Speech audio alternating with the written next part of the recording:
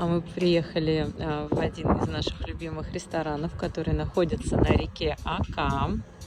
Вот сейчас мы там поедим очень вкусную еду и отправимся на катере до усадьбы Поленова, которая на Оке как раз расположена.